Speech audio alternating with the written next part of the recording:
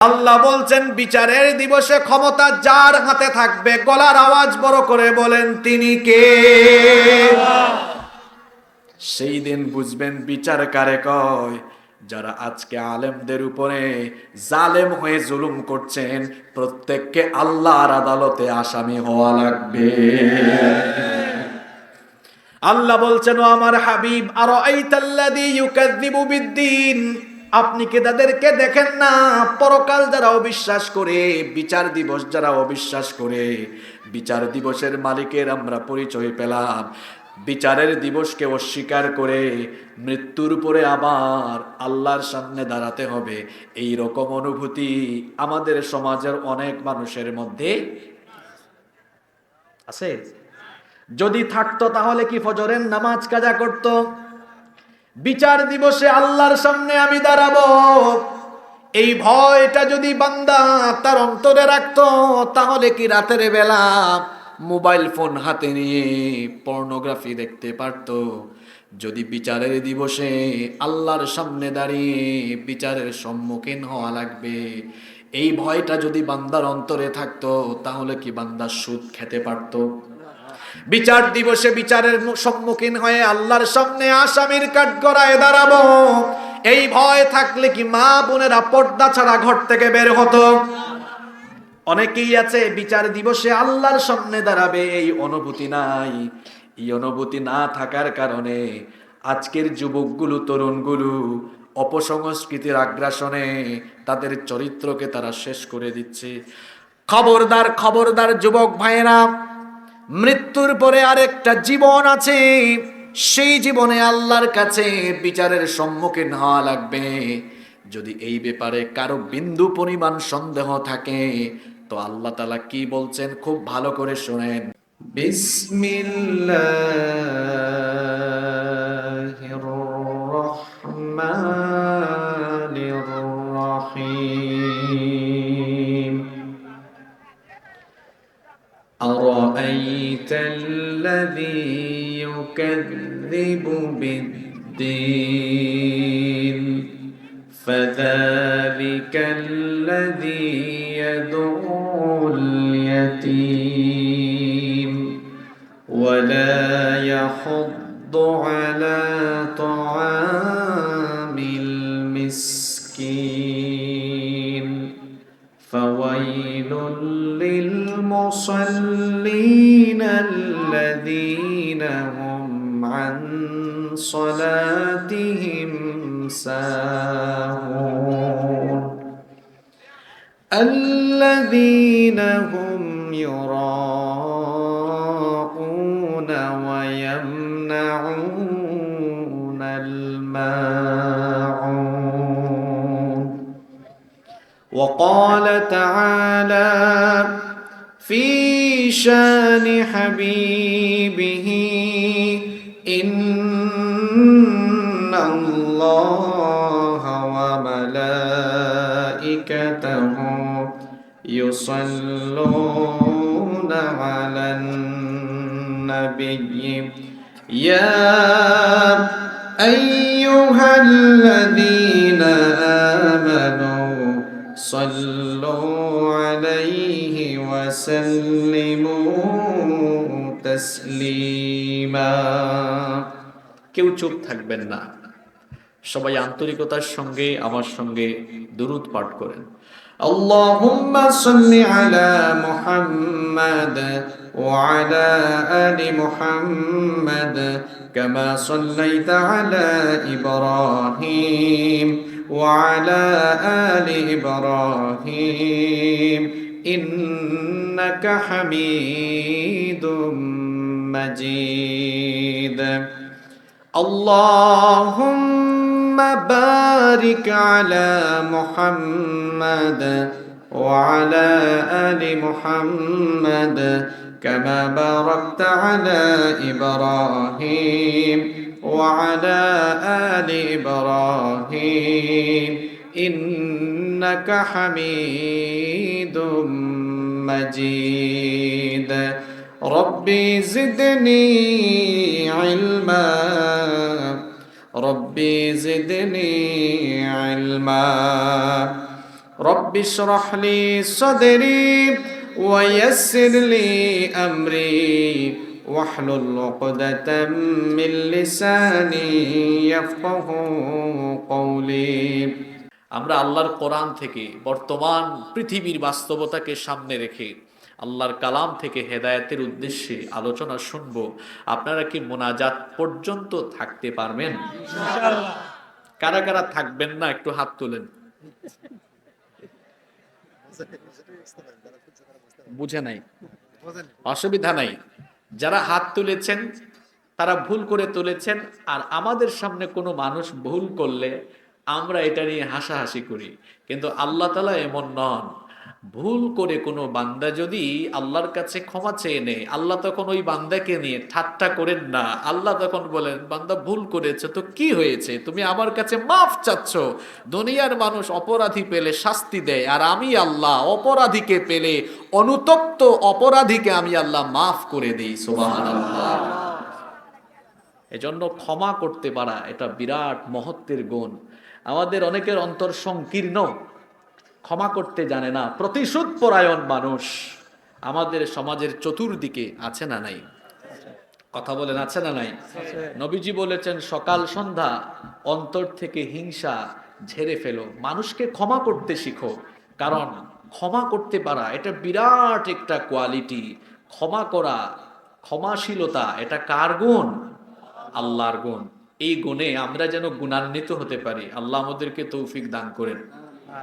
প্রিয় উপস্থিতি, প্রিয় বগুড়াবাসী, আমি আজকে এমন একটি সূরা তিলাওয়াত করেছি, এই সূরা সবার ঠোঁটের আগায়, মানে সবার মুখস্থ আছে। এই সূরাটি মুখস্থ আছে এমন মানুষের সংখ্যা বেশি। মা বোনেরা যারা এসেছেন তাদেরও অনেকের এই সূরাটি মুখস্থ। আপনারা ভাবতে পারেন, হুজুর আজকে আমাদের এই গাবতলীতে আপনি এই সূরা তিলাওয়াত করলেন কেন? এই সূরা তিলাওয়াত করেছি এই কারণে, বর্তমান দুনিয়ার সব বাস্তবতা এই সূরার ভিতরে আছে, এবং আমাদের জন্য এই মুহূর্তে করণীয় কি, এখন আমরা কি করব, এই সূরার ভিতরে এই মেডিসিন দিয়েছেন কে? আল্লাহ। জন্য আমরা আজকে এই সূরা থেকে কথা বলবো। আপনারা মনোযোগী থাকবেন তো? আমি বগুড়ার মানুষকে খুবই ভালোবাসি, বেশ কয়েকটি কারণ আছে।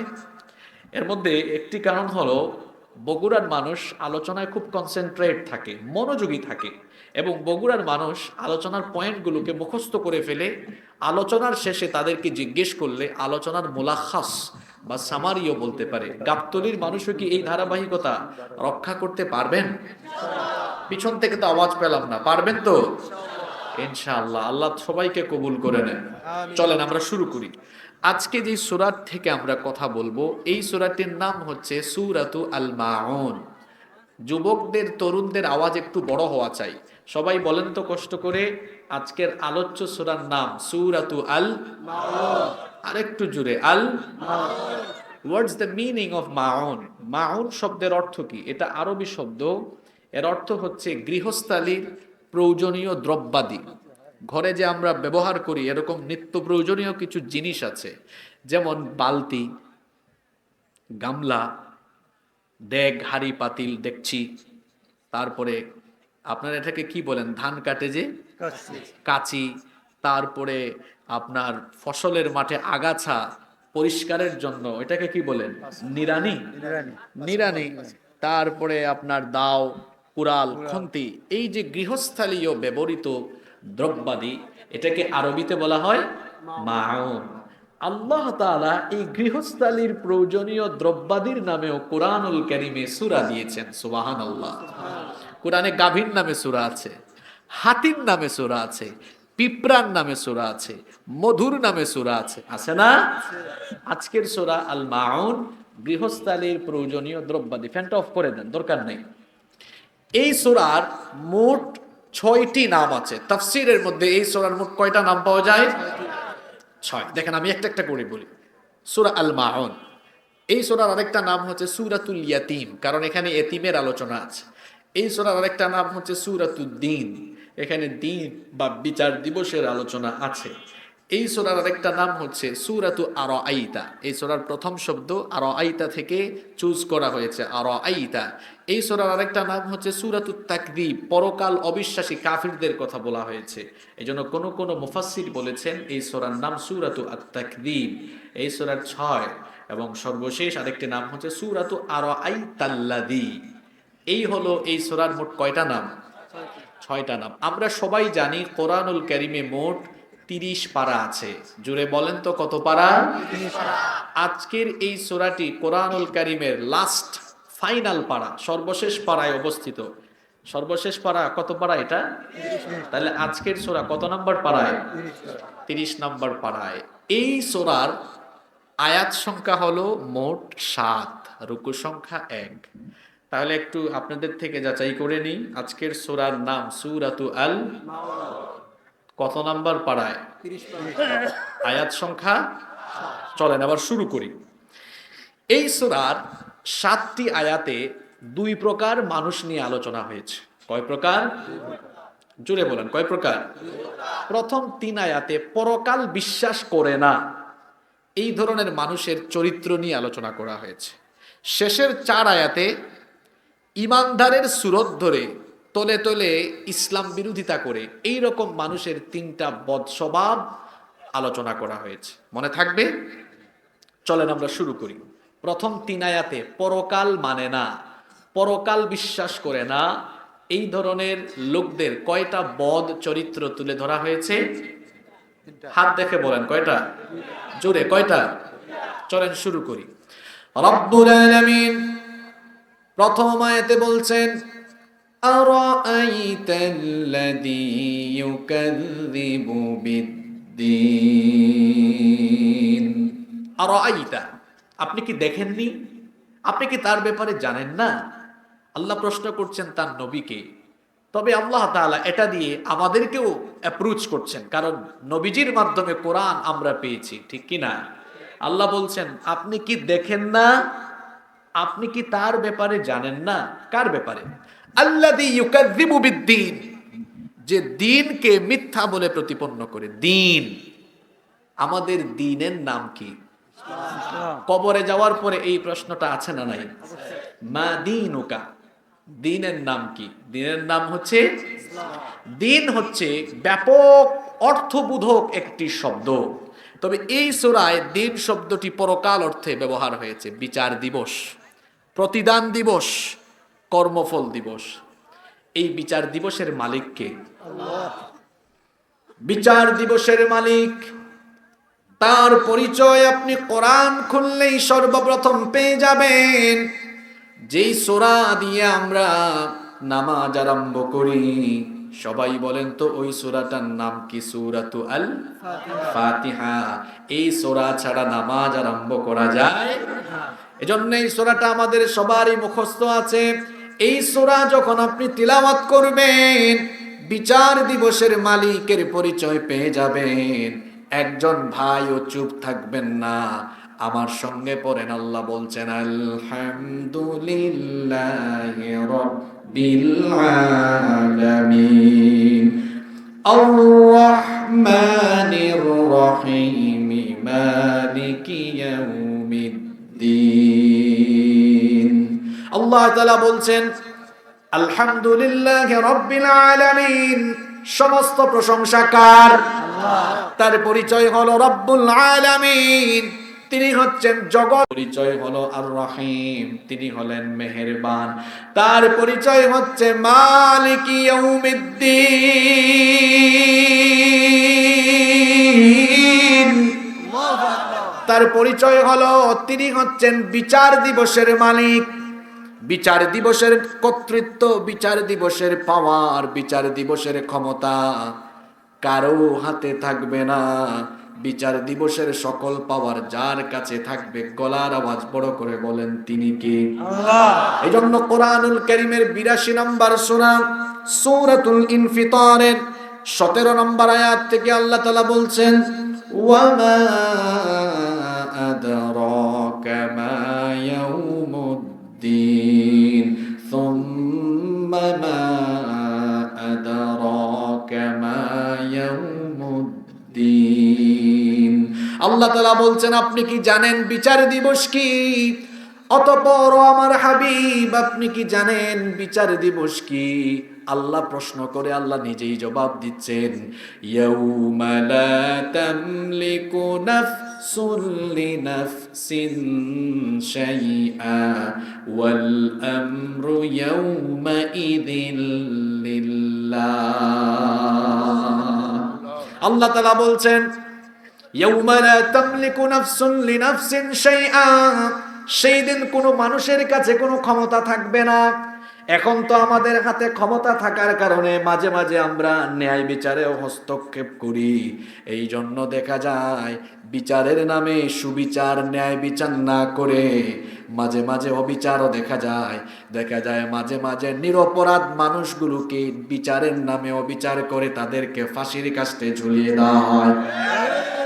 মাঝে মাঝে দেখা যায় আমাদের কাছে ক্ষমতা থাকার কারণে বিচারের নামে আগ্রাসন চালিয়ে আলেমদেরকে জেলখানায় বন্দী করে রাখা হয়। জেলখানা তো বানানো হয়েছে চোরের জন্য, ডাকাতের জন্য, জেলখানা বানানো হয়েছে টেন্ডারবাজদের জন্য, দুর্নীতিবাজদের জন্য, চাঁদাবাজদের জন্য। কিন্তু দেখা যায় চোর, ডাকাত, দুর্নীতিবাজ, চাঁদাবাজ, টেন্ডারবাজেরা বুক ফেলায়া জেলখানার বাহিরে আছে। আর কুরআন হাদিসের দায়রা কেউ মাতৃভূমি ছেড়ে দেশের বাহিরে, কেউ বা আবার অন্ধকার প্রকোষ্ঠে বছরের পর বছর জেলখানায় আছে। আমাদের হাতে পাওয়ার থাকায়, ক্ষমতা থাকায় মাঝে মাঝে আমরা বিচারের নামে অবিচার করে ফেলি, বিচারের নামে প্রহসন চালিয়ে ফেলি। কিন্তু আল্লাহ বলছেন বিচার দিবস, কিয়ামত দিবস, পরকাল দিবসে কোনো মানুষের হাতে কোনো ক্ষমতা থাকবে না। ইয়াউমা লা তামলিকু নাফসুন লিনাফসিন শাইআ, কেউ কারো জন্য কোনো কিছু করতে পারবে না। কোনো মানুষের কোনো উপকারে আসবে না। কেউ কাউকে কোনো সহযোগিতা করতে পারবে না। কারণ হলো সেই দিন ক্ষমতা যার কাছে থাকবে, আল্লাহ বলছেন ওয়াল আমরু ইয়াউমা ইযিল লিল্লাহ।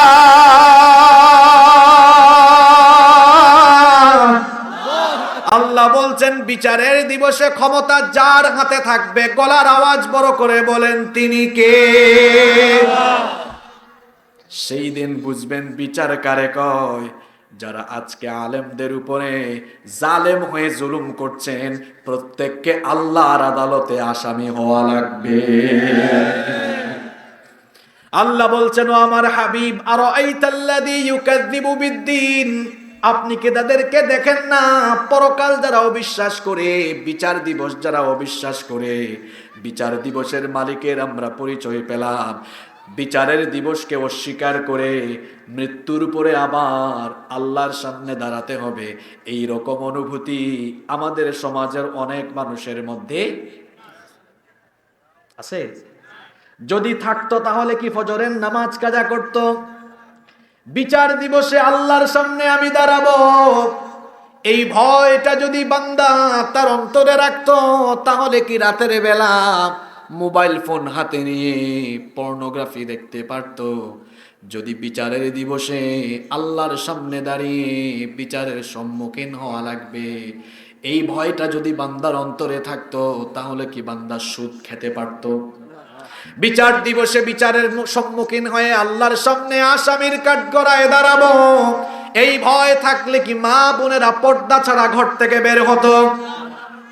অনেকেই আছে বিচার দিবসে আল্লাহর সামনে দাঁড়াবে, এই অনুভূতি নাই। এই অনুভূতি না থাকার কারণে আজকের যুবকগুলো, তরুণগুলো অপসংস্কৃতির আগ্রাসনে তাদের চরিত্রকে তারা শেষ করে দিচ্ছে।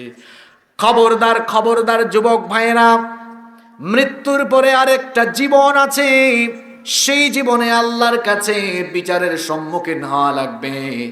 যদি এই ব্যাপারে কারো বিন্দু পরিমাণ সন্দেহ থাকে, তো আল্লাহ তাআলা কি বলছেন খুব ভালো করে শুনেন। কোরআনুল কারীমের 22 নম্বর সূরা, সূরাতুল হাজ্জের 5 নম্বর আয়াতে রব্বুল আলামিন বলছেন, ইয়া আইয়ুহান নাসু ইন কুনতুম ফি রাইবিম মিনাল বা'থি ফাইন্না খালাকনাকুম মিন তুরাবিন নুতফাতিন সুম্মা মিন আলাকাতিন সুম্মা মিন মুদগাতিন গায়রা মুখাল্লাকাতিন লিনুবাইয়িনা লাকুম ونقر في الأرحام ما نشاء إلى أجل مسمى আল্লাহ তাআলা বলছেন, হে মানুষ, এই দুনিয়ার জীবনের পরে তোমাকে আবার বিচার দিবসে আল্লাহর বিচারের সম্মুখীন হতে হবে। এই ব্যাপারে তোমার যদি কোনো সন্দেহ থাকে, তোমার যদি কোনো সংশয় থাকে, তো শোনো, তুমি কি এমন একটা সময় অতিবাহিত করো নাই যখন তোমার নাম ছিল না, ঠিকানা ছিল না, ঘর ছিল না, বাড়ি ছিল না, কিচ্ছু ছিল না। আল্লাহ মানুষের নামে কোরআনে একটা সূরা দিলেন, সেই সূরার নাম হচ্ছে সূরাতুল ইনসান। ওই সূরার প্রথম আয়াতে আল্লাহ বলেছেন, হাল আতা আলাল ইনসানি হিনুম মিনাদ দাহরি লাম ইয়াকুন শাইআম মাযকুরা। আল্লাহ বলছেন, তোমার জীবনে কেমন একটা সময় ছিল না যখন তুমি উল্লেখযোগ্য কিছুই ছিলে না, অস্তিত্ব পর্যন্ত ছিলে না। বান্দারে, কেমনে আমি তোমার অস্তিত্ব দিয়ে তোমাকে বানালাম শোনো। পুরুষের এক ফোঁটা স্পাম, এক ফোঁটা নাপাক পানি থেকে আমি তোমাকে বানানো আরম্ভ করলাম। ওই স্পাম ফুটাকে, শুক্রাণু ফুটাকে আমি ফি করারিম মাকিন, তোমার মায়ের জরায়ুর ভেতরে সুরক্ষিত জায়গায় রেখে দিলাম। এরপরে সেই নাপাক পানি ফুটাকে আমি জমাট বাঁধা রক্তে পরিণত করলাম। অতঃপর সেই জমাট বাঁধা রক্তকে গোশতপিণ্ড বানালাম। এরপরে সেই গোশতপিণ্ডকে বড় একটা হাড্ডিতে রূপান্তর করলাম। এরপরে সেই হাড্ডির উপরে আমি গোশতের পোশাক পরিয়ে দিলাম। তখনও তোমার অঙ্গ প্রত্যঙ্গ ছিল না।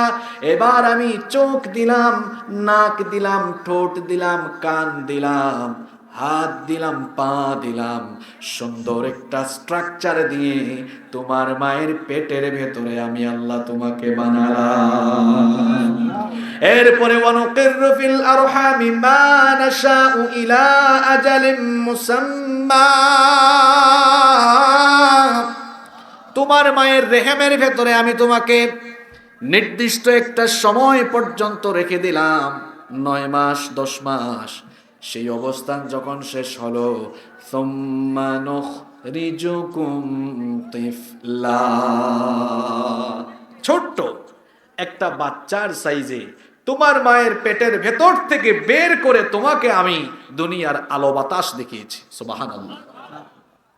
এই যুবক ভাইয়েরা শোনেন, তাহলে যেখানে আপনি এক ফোঁটা পানি ছিলেন, এমন নাপাক পানি যা বের হয়ে গেলে গোসল ফরজ হয়ে যায়, ওই রকম এক ফোঁটা নাপাক তরল পানি থেকে যিনি আপনাকে এত সুন্দর স্ট্রাকচার দিয়ে বানালেন, ওই আল্লাহ বলছেন, তুমি যে বিচার দিবসে আমার সামনে দাঁড়াবে না, মরার পরে আমি যে তোমাকে আবার জীবিত করব, এমন চিন্তা তোমার মাথায় কেমনে আসে বান্দা? যেখানে অস্তিত্বহীনতা থেকে এত সুন্দর অস্তিত্ব দিয়ে তোমাকে আমি বানালাম। এবার আমি তোমাকে প্রশ্ন করছি, শোনো, আলাইসা যালিকা বিকাদিরিন আলা আইয়ুহয়িয়াল মাউতা, যিনি তোমাকে অস্তিত্বহীনতা থেকে অস্তিত্ব দিয়ে এত সুন্দর করে বানালেন, সেই আল্লাহ কি তোমার মতো মানুষ মরে যাওয়ার পরে হাড্ডি গুড্ডি অস্থি পিঞ্জর আলাদা হয়ে গেলেও তিনি কি আবার তোমাকে জিন্দা করতে পারবেন না? পারবেন? যুবকদেরকে বাস্তব উদাহরণ দিয়ে বুঝাই, তারা বুঝবে। আমার হাতে এটা কি, আমার হাতে এটা কি, এই ফোন নষ্ট হয়ে গেছে, এটা অন হয় না। বগুড়ায় গেলেন, বগুড়ায় একটা মোবাইল মার্কেটের নাম বলেন তো? সপ্তপদী মার্কেট। সপ্তবডি, 7 বডি নাকি এখানে? সপ্তপদী। আচ্ছা, ওই সপ্তপদীতে গেলেন, 7 রাস্তার মাথা না? 7 রাস্তার মাথা আমি চিনি, যাই হোক, ওখানে আপনি ফোন নিয়ে গেলেন, মোবাইল ঠিক করে তাকে আপনারা মিস্ত্রি বলেন না কারিগর বলেন? মিকার বলেন কি? মিকার নিয়ে মিকারকে বললেন, ভাই আমার এই ফোন তো অন হয় না, নষ্ট হয়ে গিয়েছে, এটা একটু ঠিক করে দেন তো। মিকান এবার ফোন হাতে নিয়ে মোবাইলের ভেতরের পার্টস গুলা সব খুলে ফেলেছে। আপনি তো আর মিকান না, এটা দেখলে আপনার মাথা হ্যাং করবে, হায় হায় হায়, সব দিকে খুলে ফেলছে। দেখবেন সে কাজ করার পরে যা খুলছে সব আবার ঠিকঠাক মতো লাগাইয়া জুড়াও দিয়ে দেয়, তাই না? তো এই যে মিকার মোবাইল ফোন খুলে তারপরে প্রত্যেকটা পার্টস আলাদা হয়ে যাওয়ার পরে আবার জোড়া তালে দিয়া মোবাইল ঠিক করে দিল, এই জ্ঞান তাকে দিয়েছেন কে? আল্লাহ। সেই জ্ঞানের পরিমাণ কতটুকু? আল্লাহ বলছেন ওয়ামা উতীতুম মিনাল ইলমি ইল্লা কালিলা, খুব সামান্য। আল্লাহর কাছ থেকে জ্ঞান পেয়ে মিস্ত্রি মিকার যদি পার্টস গুলো খোলার পরে আবার জোড়া লাগাতে পারে, তো জ্ঞানদাতা সেই আল্লাহ। আমার আপনার শরীরের পার্টস, হাত পা, হাড্ডি গুড্ডি, মাংস সব আলাদা হয়ে গেলে এগুলাকে আবার জোড়া লাগাইয়া বিচারের মাঠে আমাদেরকে আল্লাহ হাজির করতে পারবেন না? অবশ্যই পারবে। বিশ্বাস হয়? তাহলে যুবক তুমি নামাজ ছাড়ো কেন? তাহলে তুমি মোবাইলে পর্নোগ্রাফি দেখো কেন? তাহলে তুমি চলাফেরা ওয়েস্টার্ন কালচারের মতো করে কেন? বোনেরা পর্দা ছেড়ে দাও কেন? বাবারা সুদের সাথে সম্পৃক্ত কেন? বিবেককে প্রশ্ন করুন। সমাজের এই সকল মানুষদেরকে উদ্দেশ্য করে আল্লাহ বলছেন, তাকায় দেখো চতুর্দিকে বিচার দিবসকে এইরকম মিথ্যা মনে করে, সন্দেহ করে এইরকম মানুষ আছে। তাদেরকে আমরা চিনব কেমনে? বিচার দিবসকে মিথ্যা মনে করে এইরকম পরকাল অবিশ্বাসী কাফিরদের দুইটা স্বভাব এবার পরের আয়াতগুলোতে যিনি তুলে ধরলেন তিনি কে? আল্লাহ। আস্তে বলবেন না, জোরে বলেন, তিনি কে? আল্লাহ। এদের স্বভাব হলো নাম্বার 1, প্রথম স্বভাবের কথা আল্লাহ বলছেন ফাযালিকাল্লাযী ইয়াদউল ইয়াতীম, সে হলো ওই ব্যক্তি যে ইয়াতিমকে ধাক্কা দেয়। ইয়াতিম বুঝেন তো আপনারা? ইয়াদউল ইয়াতীমের কয়েক রকমের ব্যাখ্যা তাফসীরে এসেছে। ইয়াদউল ইয়াতীম আই ইয়াকুলু মালাল ইয়াতীম, পরকাল যারা অবিশ্বাস করে, বিচার দিবস যারা সন্দেহ করে, এদের চরিত্র হলো এতিমের কাছ থেকে ধন সম্পদ লুটে পুটে নিজেই খেয়ে ফেলে, অবশ্য এতিমের মাল খায়, এই রকম ডাকাত বগুড়াতে নাই। শুধু তাই নয়, কোনো এতিম যখন গিয়ে বলে আমাকে একটু সাহায্য করো, তখন ওই এতিমকে দাঁড় করিয়ে রাখে কটূক্তি করে, এতিমকে ঘাড় ধাক্কা দেয়, গলা ধাক্কা দেয়। এই রকম হারামখোর আমাদের সমাজে আছে না নাই? অনেক মানুষ আছে, বিশেষ করে যৌথ অনেক পরিবার আছে, 4 ভাই 5 ভাই একসাথে থাকে।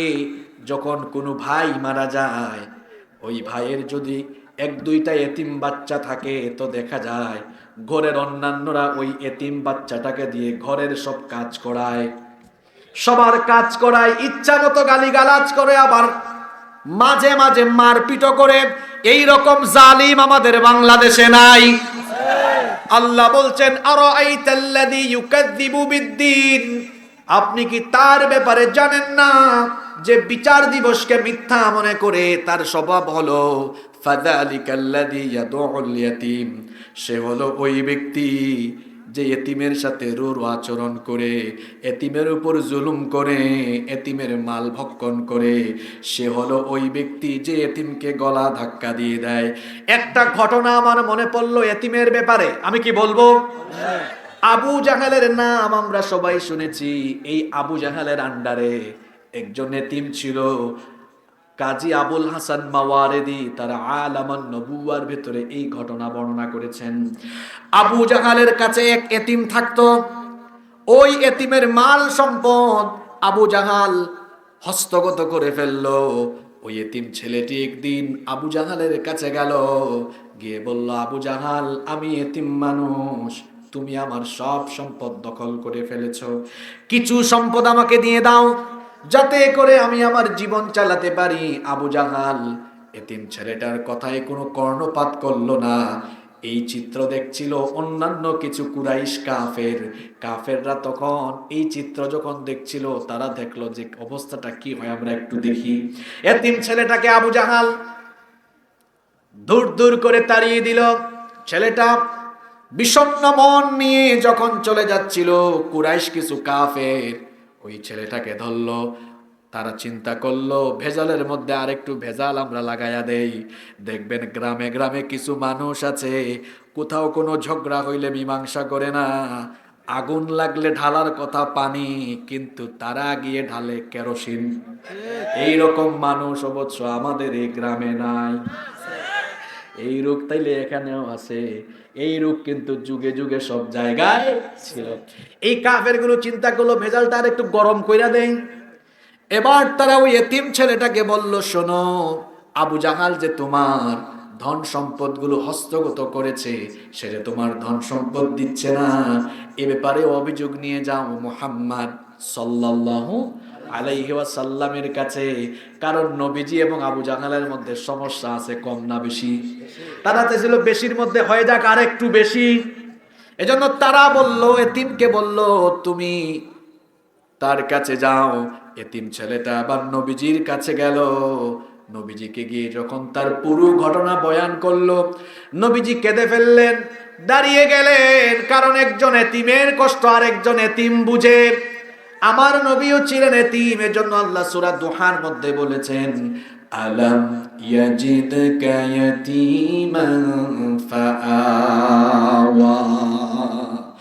নবী, আমি কি আপনাকে এতিম অবস্থায় পাইনি? তারপরে কি আমি আপনার আশ্রয়ের ব্যবস্থা করিনি? জন্মের আগেই বাপ হারিয়ে তিনি এতিম হয়েছেন, এরপরে 6 বছর বয়সে মাও হারিয়েছেন, 8 বছর বয়সে দাদাও হারিয়েছেন। যিনি এতিম তিনি কেবল এতিমের ব্যথা বুঝবেন। এজন্য আল্লাহ তার নবীকে বলেছেন, ফাআম্মাল ইয়াতীমা ফালা তাকহার। এতিমকে গলা ধাক্কা দিও না, এতিমের সাথে রূঢ় আচরণ করো না। এতিম বাচ্চাটি যখন নবীজির কাছে এই কথা বলল, নবীজি বললেন, শোনো, আমি তোমার এই সমস্যার সুরাহা করে দিব, সমাধান করে দিব। নবীজি আবার এতিম ছেলেটার হাত ধরে আবু জেহেলের বাড়িতে গেলেন। কি ব্যাপার? আবু জাহাল সব সময় নবীজিকে দেখলে ক্ষিপ্ত হয়ে যায়, কিন্তু সেই দিন আবু জাহাল নবীজিকে দেখে দাঁড়িয়ে গেল, নবীজিকে সুন্দর করে রিসিভ করলো, সুন্দর করে অভ্যর্থনা জানালো।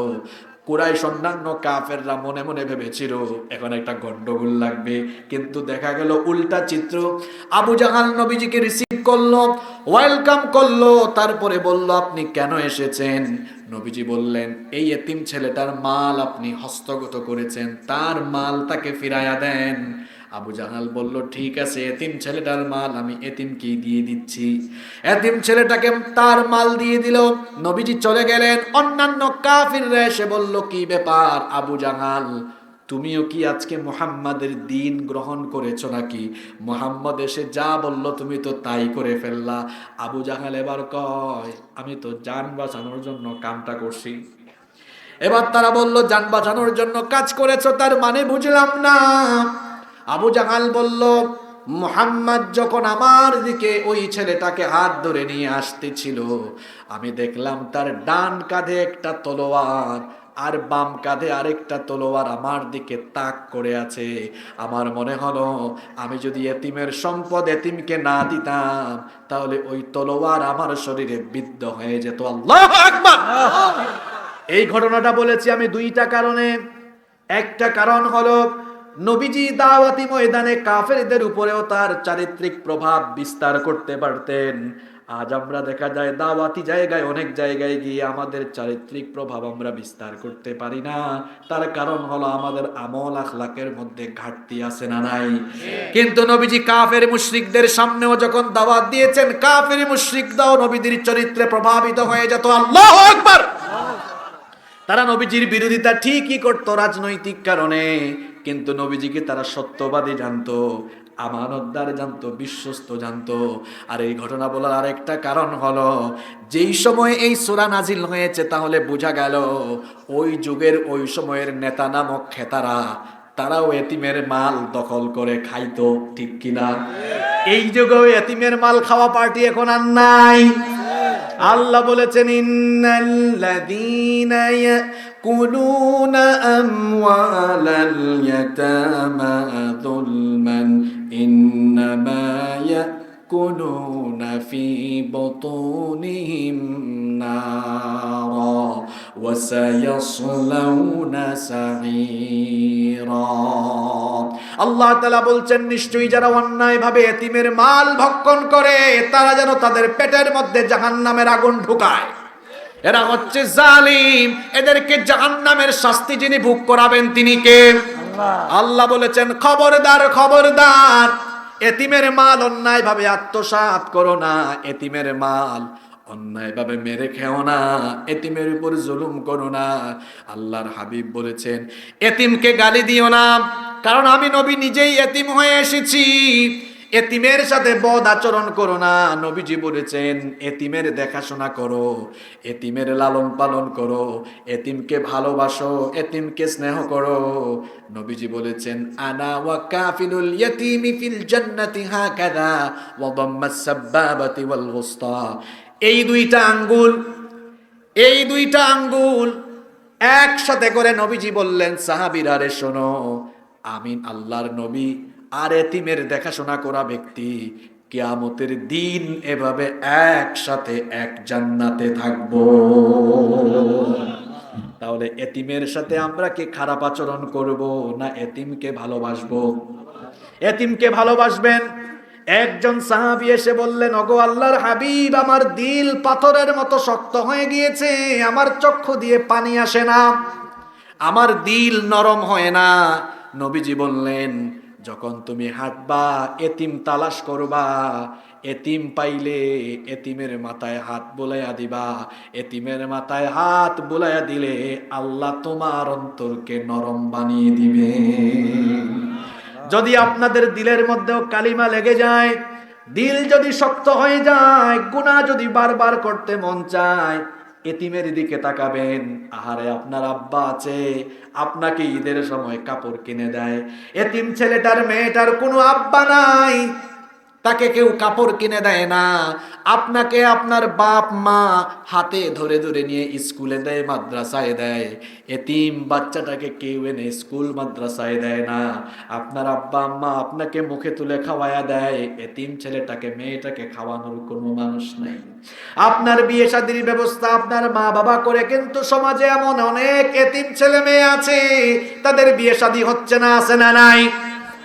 আমি যখন ছাত্র ছিলাম, সেই 2012-13-14 সালের কথা বলছি, তখন আমি বিভিন্ন সামাজিক সংগঠন এলাকায় প্রতিষ্ঠা করে বহু এতিম ছেলে মেয়েদের আমি বিবাহের ব্যবস্থা করে দিয়েছি। আলহামদুলিল্লাহ। এটা আপনাদেরকে উৎসাহিত করার জন্য বলছি। গত 7-8 মাস আগেও একটা এতিম মেয়ের সম্পূর্ণ বিবাহের ব্যবস্থা করে তার বিবাহের ব্যবস্থা করে দিয়েছি। আলহামদুলিল্লাহ। কেন? নবীজি বলেছেন এতিমের দেখাশোনা করো, এতিমকে সহযোগিতা করো, আমার সাথে জান্নাতে থাকতে পারবা। সুবহানাল্লাহ। নবীজির সাথে জান্নাত চান না কে কে? দেখি হাত তুলেন তো। মাশাআল্লাহ। বাদাম খাইলে অনেকের মনোযোগ আছে। কারা কারা বাদাম খাইছে দেখবেন, মাহফিল থেকে উঠার পরে দেখবেন শুধু বাদামের বাকল পাওয়া যাবে এখানে। বাদাম খাইতেছে, বুট খাইতেছে, খাক, না খাইলে আবার চাবাচাবি করলে একটু ঘুম যাবে। ঠিক আছে না কথা? তাইলে এতিমকে সহযোগিতা করবেন তো? যুবক ভাইয়েরা, এই বয়সে অনেক ছেলেকে দেখি সারাদিন খেলা দেখে। এই যে এখন একটা বিশ্বকাপ শুরু হয়েছে, এটা দেখি সকালবেলা আরম্ভ হয়, বিকালেও শেষ হয় না। এরা সারাদিনই খেলে। তো সারাদিন যদি খেলা, এরা কাজ করবে কখন? পৃথিবীকে যারা নেতৃত্ব দিচ্ছে তাদের দেশে ক্রিকেট ফুটবল নিষিদ্ধ, ইসরায়েলে এইসব নিষিদ্ধ। তারা আপনারা যেন ক্রিকেট খেলা দেখেন, ফুটবল খেলা দেখেন, তারা প্রযুক্তি বানায় দিয়েছে।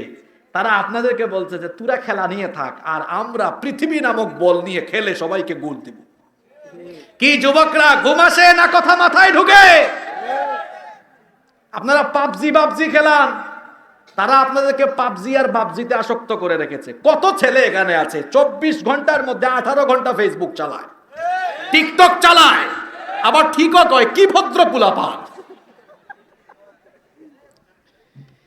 একটা ইহুদির বাচ্চা আপনাদের মতো বয়সে পড়াশোনা করবেন, একটা ইহুদির বাচ্চা 12-14 বছর বয়সে সে কোনো প্রযুক্তি আবিষ্কার করতে পারে কিনা এই ধান্দায় থাকে। আর আমার দেশে 16-17 বছরের ছেলেরা তারা ফেসবুকে মেসেঞ্জারে কোন মেয়েকে গুতাগুতি করবে এই চিন্তায় থাকে। মাশাআল্লাহ, বগুড়ার পুলারা খুব ভদ্র, মানে সত্য কথা স্বীকার করে নিয়েছে। মাহফিলের ঠিকের আওয়াজটা যত বড় হয়, এভাবে যদি আমাদের আমলের মধ্যে গিয়ে হিটটা লাগতো, ধাক্কাটা লাগতো, আমার সমাজ বদলে যেত। যুবক ভাইদেরকে বলছে, ছাত্র ভাইদেরকে বলছে, পড়াশোনায় মন দাও, পড়াশোনায় মন দাও। যে সময় তোমরা ফেসবুক চালাও, এই সময়টা যদি পড়ার টেবিলে দিতা, আমার দেশে ঘরে ঘরে বিজ্ঞানী থাকতো। আজকে আমরা হুজুররা কিছু দুঃখের কথা বলে যাই, এগুলো সব জায়গায় বলতেও পারি না। ইসরায়েল নিয়ে একটা পোস্ট ফেসবুকে লিখতে পারি না, একটা বক্তব্য দিলে সেটা ফেসবুকে আপলোড দিতে পারি না, কারণ এই পেজগুলো তারা নিয়ন্ত্রণ করে, পেজে রেস্ট্রিকশন দিয়ে দেয়, পেজকে বাতিল করে দেয়, ডিলিট করে দেয়। অনেকে বলে এই হুজুররা দেখি ইসরায়েল নিয়ে কোনো কথা বলে না, সকাল সন্ধ্যায় কথা বলি। আপনি অনলাইনে দেখেন না, হয়তো দেখবেন কেমনে। আমরা তো আছি চিপার ভিতরে, চিপার ভিতরে আছি, আমরা কিছু বলতে পারি না। আমার নিজের একটা ফেসবুক পেজ আছে, 3 বছর জেলখানায় ছিল। জেলখানা মানে এখানে অনেকে বুঝবেন, মানে পেজে রেস্ট্রিকশন দেওয়া ছিল, অনেকগুলো রিচ কমিয়ে দিয়েছে, বেশ কয়েকটা পেজ ডিলিট করে দিয়েছে। আজকে যদি আমাদের ছেলেরা পড়াশোনা করত, গবেষণা করত, এই যে হামাস মার খেয়েছে এত বছর, অস্ত্রশস্ত্র নাই, তারা নিজেরাই মার খাইয়া পড়ে এখন নিজেরাই এমন অস্ত্র বানিয়েছে, ইসরায়েলিদের আয়রন ডোমকে তারা ছিন্ন ভিন্ন করে দিয়ে ইসরায়েলকে জনমের মতো শায়েস্তা করে দিয়েছে। এই যুবকরা ঠিকঠাকের আওয়াজের মতো যদি এই যুবকগুলো পড়াশোনায় মন দেয়, আর যদি চিন্তা করে আগামীতে ফেসবুকের বিকল্প হিসাবে আমি একটা অ্যাপস বাংলাদেশে আবিষ্কার করব, ইউটিউবের বিপরীতে আমরা আগামী দিনে বাংলাদেশে মুসলিম উম্মার জন্য আরো নতুন নতুন অ্যাপস আনবো, যেগুলোতে কন্টেন্ট ক্রিয়েট করা যায়।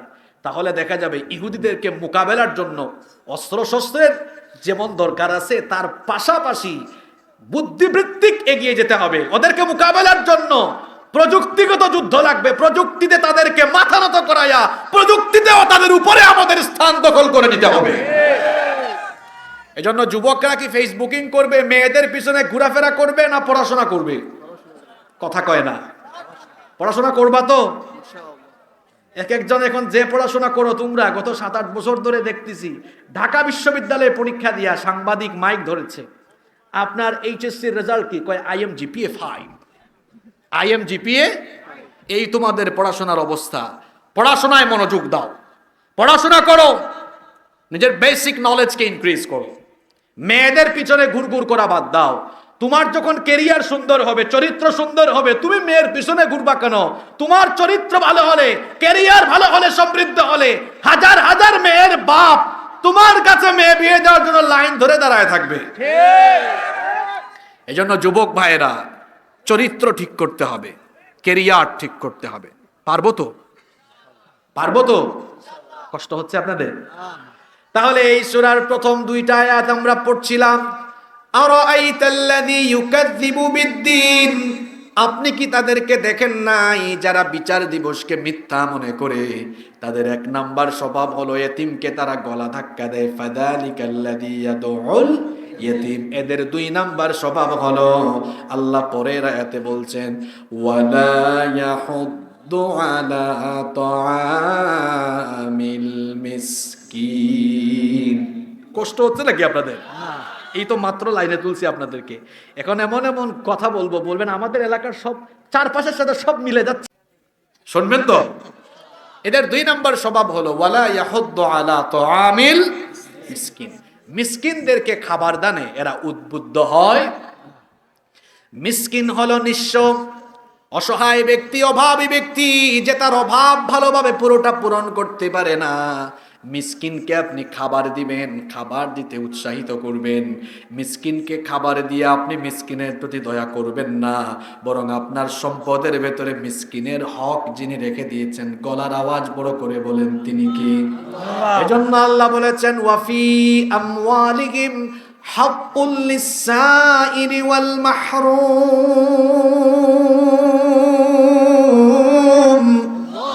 ধনবান মানুষদের ধন সম্পদের ভেতরে অভাবী বঞ্চিতদের একটা হক রেখে দিয়েছেন যিনি, সবাই বলেন তিনি কি? আল্লাহ বলছেন তাদের হক তাদেরকে দাও, নিজে শুধু পেট ভরে খেও না। তোমার ডানে বামে সামনে পিছনে চতুর্দিকে এতিম মিসকিনের দিকে তাকাও, অভাবী ও সহায়দের দিকে তাকাও। পরকাল অবিশ্বাসী লোকেরা এরা মিসকিনদেরকে খাবার দেয় না, এতিমের সাথে ভালো আচরণ করে না।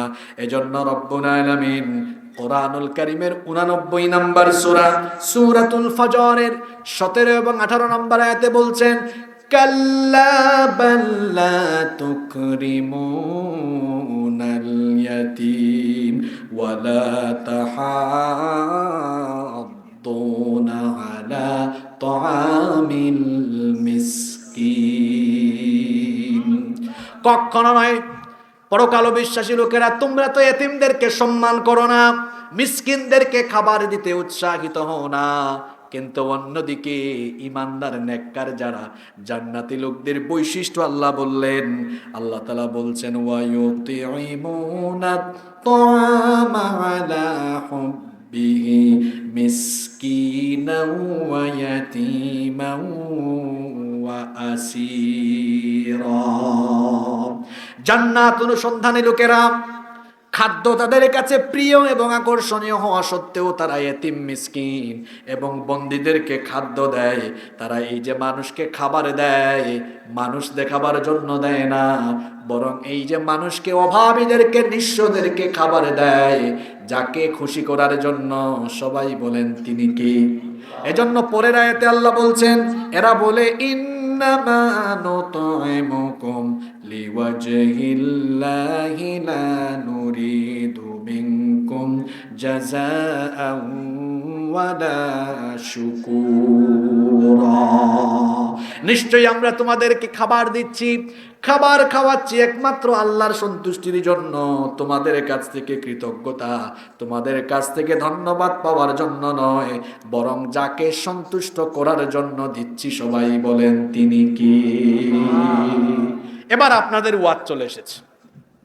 প্রথম 3টা আয়াতে পরকাল মানে না, বিচার দিবস মানে না, এমন লোকদের 2টা বদ আমল বললাম। একটা আমল হলো এরা এতিমদের সাথে ভালো আচরণ করে না, এতিমের মাল মেরে খায়। 2 নাম্বার হচ্ছে মিসকিনদেরকে খাদ্য দেয় না। এবার পরের 4টা আয়াতে আল্লাহ ঈমান আনার পরে ধোঁকাবাজি করেছে এই ধরনের মুনাফিকদের ব্যাপারে নাজিল করেছেন। মুনাফিক তো আমাদের সমাজে নাই। কেউ যদি বলে হুজুর আমি হিন্দু দেখব, অনেক হিন্দু দেখব, কোথায় যাব? আমি বলবো ভাই কষ্ট করে প্রতিবেশী দেশে যান, দেখবেন সেই দেশে গেলে কোটি কোটি হিন্দু আপনি দেখতে পাবেন। কেউ যদি বলে হুজুর আমি খ্রিস্টান দেখব, কোথায় যাব? বলবো আপনি ইউনাইটেড কিংডম অথবা ইউনাইটেড স্টেটে চলে যান, কোটি কোটি খ্রিস্টান পাবেন। কেউ যদি বলে হুজুর আমি বৌদ্ধ দেখব, কোথায় যাব? আমি বলবো আপনি চীন এবং মিয়ানমারে যান, কোটি কোটি বৌদ্ধ সেখানে আছে। কেউ যদি বলে হুজুর আমি ইহুদির বাচ্চা দেখব, কোথায় যাব? বলবো আপনি ইসরায়েলে যান। কিন্তু কেউ যদি আমাকে প্রশ্ন করে বসে হুজুর মুনাফিক দেখব, কোন দেশে যাব? মুনাফিকের কি আলাদা কোনো দেশ আছে নাকি? মুনাফিকের আলাদা কোনো দেশ নাই, তার কপালে কিংবা পিঠের মধ্যে কোনো সাইনবোর্ডও নাই। কপালে লেখা নাই আমি মুনাফিক, পিঠের মধ্যে সাইনবোর্ড লাগায় না আমি মুনাফিক। মুনাফিক চিনাও বড় মুশকিল, কারণ মুনাফিক তার মাথায় টুপি দেয়, দাড়িও রাখে, নামাজের সামনের কাতারেও যায়, রোজাও রাখে, হজও করে, যাকাত দেয়, সুন্দর সুন্দর পাঞ্জাবি পরে জুব্বাও গায়ে দেয়, এই রকম ইসলামের লেবাস ধরে যেখানে সুযোগ পায় তলে তলে ইসলামকে জবাই করে। এখন এই মুনাফিক চিনবেন আপনি কেমনে? মুনাফিক চিনতে হয় তার স্বভাব দিয়ে, মুনাফিক চিনতে হয় তার চরিত্র দিয়ে। আজকে যে সূরা নিয়ে আমরা কথা বলছি, এই সূরার শেষের 4টা আয়াতে এই মুনাফিক লোকদের 3টা বদ চরিত্রের কথা যিনি বলেছেন, সবাই বলেন তিনি কে? এখন যদি কেউ উঠে, আপনারা ভাববেন এরা এই রোগে ধরছে। বুঝতে পেরেছেন? কারণ এখন যে পয়েন্টগুলো আসবে এটা কারো না কারোর সাথে মিলে যাবে। কেউ কি রাগ করবো আমরা? বরং আমরা হেদায়াত এর দোয়া করে হেদায়াত নিয়ে আমরা বাড়ি ফিরবো ইনশাআল্লাহ।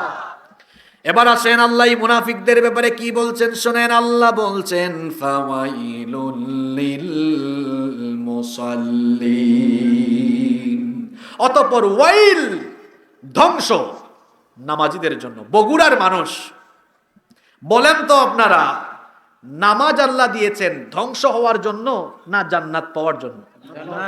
জুড়ে বলতে হবে। তাহলে আল্লাহ যে বললেন ধ্বংস নামাজীদের জন্য, তার মানে হলো নামাজ আদায় করে নামাজ পড়ে কিছু লোক জান্নাতে যাবে, আবার নামাজি হয়ে টুপিওয়ালা হয়েও কিছু মানুষ জাহান্নামে যাবে। তাদের জন্য আল্লাহ বলেছেন ওয়াইল। ওয়াইল এটা কেমন জায়গা শুনেন। রাইসুল মুফাসসিরিন আব্দুল্লাহ ইবনে আব্বাস রাদিয়াল্লাহু আনহুমা তিনি বলেছেন ওয়াইল হলো জাহান্নামের একটা বিরাট শক্তিশালী ঘাঁটি। এই ওয়াইল নামক জাহান্নামের শক্তিশালী ঘাটির আগুনের তেজ, আগুনের উত্তাপ এত বেশি, জাহান্নামের অন্যান্য আগুন ওয়াইল নামক জাহান্নামের আগুনের উত্তাপ থেকে বাঁচার জন্য প্রত্যেক দিন আল্লাহর কাছে 400 বার দোয়া করে। আল্লাহু আকবার। তাহলে বোঝা গেল ওয়াইল, ধ্বংসপ্রাপ্ত এই ওয়াইল বা জাহান্নাম এটা বড় মারাত্মক জায়গা।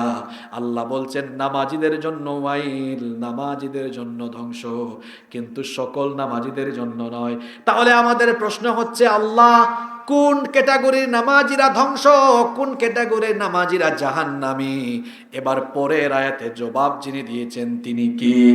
আল্লাহ বলছেন শোনো কোন প্রকারের নামাজীরা জাহান্নামী। আল্লাহ তাআলা বলছেন আল্লাযীনা হুম আন সালাতিহিম সাহুন,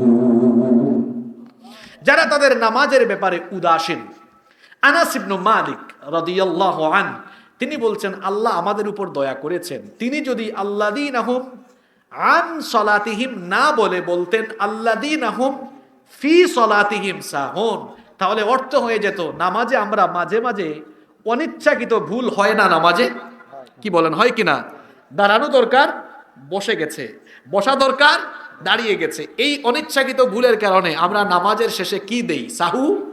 এই সাহা ইয়াসুহু থেকে আল্লাযীনা হুম আন সালাতিহিম সাহুন, যদি ফি সালাতিহিম হতো, ফি আনের জায়গায় ফি হতো, তাহলে অর্থ হতো তোমরা নামাজে অনিচ্ছাকৃত ভুল করলেও জাহান্নামে যাবা।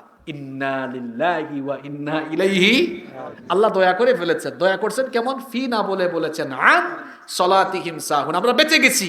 আল্লাহ বলেছেন নামাজে অনিচ্ছাকৃত ভুলের জন্য জাহান্নাম নয়, বরং নামাজের ব্যাপারে যারা উদাসীন এদের জন্য হলো জাহান্নাম।